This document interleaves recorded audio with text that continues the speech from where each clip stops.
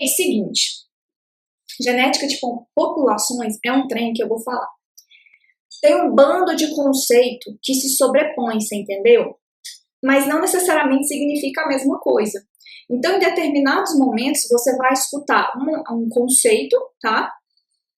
Que é aplicado para outra coisa, mas que esses conceitos em outras circunstâncias não são a mesma coisa. Por exemplo, vou falar aqui para você alelo e gene.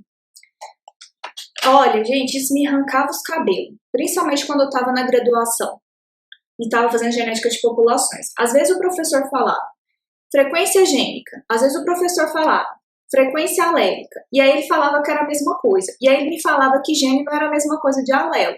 Eu ficava doida. Eu ficava muito doida, mas em genética de populações, de fato, quando a gente está fazendo aqueles cálculos lá de frequência alélica, frequência gênica, esses termos, por exemplo, são considerados termos sinônimos.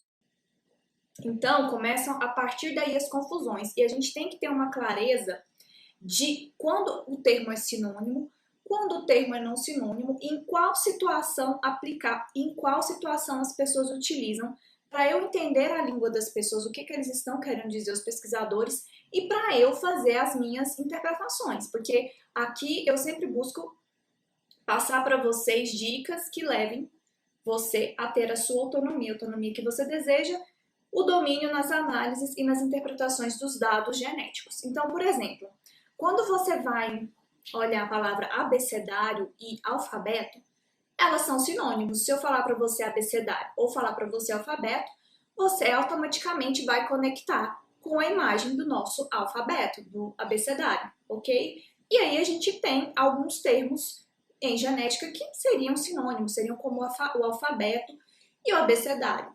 Gene e alelo foi um deles em determinadas situações, tá?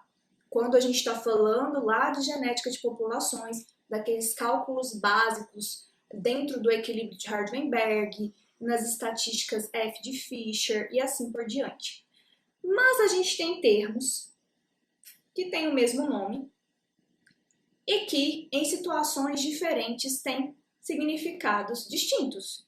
Então, por exemplo, se eu falar manga, você vai lembrar de da manga fruta, e você pode lembrar da manga de roupa. Tranquilíssimo.